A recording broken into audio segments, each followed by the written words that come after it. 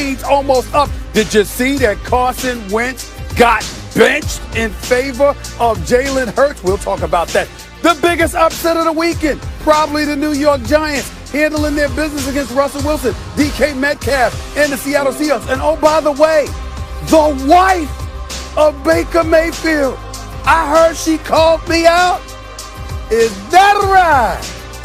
We'll talk about it. First takes in the house. Oh, yeah. Probably the New York Giants. Excuse me, Stephen A. Can I get a how about them New York football Giants pulling off the upset against Seattle, Super Bowl favorite in one of the toughest stadiums to play with their backup quarterback, Colt McCoy. Joe Judge doing a heck of a job. Huge props to him. New York is 5-7, first in the division. Welcome to First Take, everybody. Thank you so much for being with us this morning. I hope you had a wonderful weekend. He is Stephen A. Smith. He's Max Kellerman. I'm Molly Karam Rose. Yes. Yes. First of all, good morning. Good morning, Molly. Is fly. The outfit, as usual, is fly. Hairdo slamming as well. Max Kellerman, you stepped out a little bit with the little shirt right there, looking smooth, nice crew cut, all of that good stuff. I do have a complaint though, and it's not about either one of y'all. The producers. I mean, where's our opening music? I mean, we just come right on without any music or anything. You're the open, Stephen A. The beat matters. That's all I'm trying to say. That's all I'm trying to say. Beat matters. Beat matters. You were the open. Like all we needed was you and the New York Giants this morning. All right, Max, let's get right to it, because you know I was super hyped last night watching that game. I still can't believe they pulled it off. Do you think the Giants are now going to run away with the NFC East? They ain't running away with nothing, unless you consider like a game by NFC East standards. Like, oh my God, it's insurmountable. A whole football game. No, they're not running away with anything, and that has a lot to do with their schedule. Although when you look at the schedule, you don't see that's an unwinnable game, like Baltimore right now. A couple weeks ago, you go, man, the Giants are going to get killed, like a month ago. Not anymore. That's a winnable game. Arizona's a winnable game. You know, these are games they can win. But when you look at their schedule, you figure maybe they're 2-2, something like that. And if they're a little bit better than that, great. Cleveland's playing very well right now. You'd like the Giants over the Cowboys last week of the season. But 3 of their next 4, the Giants will be underdogs. And the Washington football team, who, like the Giants, has been trending better and better as the season goes on, who, like the Giants, had a culture change before the season started, although in Washington's case, they had more of a known commodity as a head coach. In the Giants' case, they were hoping that they picked the right guy. But in any event, Washington's schedule's not as bad as the Giants, although it's not a cupcake schedule. The main thing I notice is that for the Giants and for Washington, the schedule doesn't look as tough as it used to because our perception of them has changed. You know, when you think differently about your football team and you look at a game like Arizona or Baltimore or Cleveland and you think your team is really no good. If it was the Jets, you go, gonna lose. Unless you see a Bengals pop up somewhere or maybe a Panthers, you go, maybe that's a winnable game. But the way the Giants and Washington are playing, you look at those same games, you go, they have a chance to win. For example, today, Pittsburgh, right? That's an undefeated team. And I think because they beat the Ravens, but the way they beat them, Tomlin really came down on them. Maybe they don't fall into a trap, Pittsburgh against Washington. But otherwise, that's a kind of a trap game. Washington doesn't have a good record, but they do play defense. They've been playing better than advertised this year. Meantime, the Steelers are coming off a Ravens game where obviously the emotions get up. And as Ryan Clark says, best time to play the Steelers or the Ravens is after they play each other, right? All of a sudden, I look at that game, I go, I think Pittsburgh's going to beat Washington. But I think partly that has to do with motivation. In other words, that's not such a bad win anymore. That's kind of a quality win. So, Stephen A., I don't see the Giants with something like a 2-game plus lead in that division. Mm-hmm. I think it's going to be tight. Max, I got to tell you something, man. I mean, listen. I can't definitively say this, but I think it's possible. The Eagles are trash. We're just there. They're trash. All right, that's number one. All right, you get them out of the way. Then you got Washington, okay? Washington's got Pittsburgh. They've got San Francisco. They've got Seattle. They've got Carolina on their schedule. I mean, Washington could end up folding for the rest of the season. We can't summarily dismiss that their defense is real. Offensively, they're challenged. We understand that. So you got to look at it from that perspective. The Dallas Cowboys are the Dallas Cowboys. What can go wrong will go wrong. long. And it'll start tomorrow night even more so, snowballing, because Lamar Jackson will probably be back. The Baltimore Ravens playoff lives are on the line, and they're going up against the Dallas Cowboys. So what a convenient element on their schedule. So I'm going to look at it from that perspective. And then last but not least, I got to take this into account. Max Kellerman, did I not come on the air weeks ago and specifically state this dude Joe Judge looks like the right man for the job? Every single week we have watched the New York Giants, they have improved.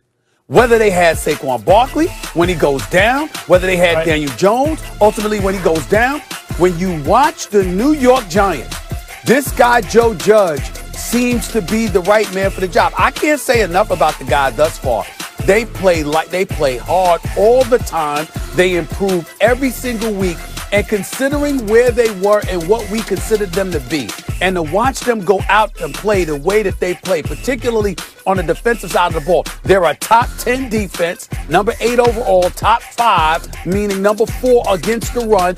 These brothers come and they play and they get after you. So you're going to be in a dogfight. You're going to have an opportunity to win games because that defense usually gives you that opportunity. And when you combine that with the ineptitude that exists within the rest of the NFC East, not even taking into account their schedule, just what you've seen thus far, and then you take into account the level of competition Washington is going to have to go against, the fact that the Dallas Cowboys are who they are, and we know that the Eagles are trash, I definitely think the NFC East is ripe to be had by the New York Giants and Coach Joe Judge and his defensive coordinator.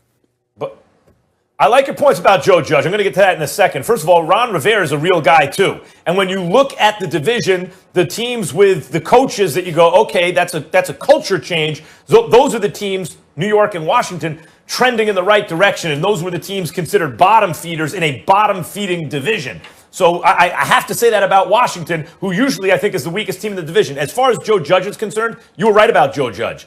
Joe Judge, when you do those kind of hard-nosed tactics with the players, you're hard on the players, you're hard on the coaches, early on as a rookie head coach, that could backfire. You have to do it with substance. You have to do it in a way where the team believes that you care about their best interests, right? And Joe Judge has pulled that off so far. It seems to me he's gotten buy-in, and that's great. I'm a huge Giants fan. That's great. I'll say something else. Colt McCoy is a solid NFL backup, but that's what he is, a backup. 100 yards, a touchdown, and an interception, and the Giants were able to beat Seattle with a backup. Daniel Jones, I'd say, is an average or maybe still a tick below average starter, only in his second year, so maybe he can be better than that by next year. But an average-ish starter obviously gives you a premium over an average-ish backup, and Colt McCoy just won a game. So they should get better when Daniel Jones gets back, and so far his rehab is promising. All that said, I'm not going to say the Giants are running away with it. I think it's going to be close between the Giants and Washington, and the division is so bad, Stephen A., if the Eagles steal a win, if the Cowboys get a win, and don't forget, Cowboys beat the Vikings not long ago. The Vikings are pretty good. If either one of those teams gets a win, there's so few wins necessary in that division, suddenly our perception changes. Well, first of all, I'm going to say this to you respectfully. I don't think your argument makes much sense when you praise Joe Judge the way that you have, because the bottom line is, if you've watched this man coach and you see the improvement on the New York Giants, and you remember your comments about the NFC East and how pathetic they have been, then it stands to reason, based on what you're seeing alone with the return of Daniel Jones being imminent, that this team is going to continue to ascend. And we can't say anything else about the Dallas Cowboys. You can't say that about the Eagles. You might be able to say that about the Washington Redskins, but we're really not sure as of yet. So we got to take that into consideration. I'll leave this for you and Molly as diehard Giants fans. If Joe Judge, the way he looks, I'm only going by what we've seen thus far, okay? Because obviously the future will tell us more.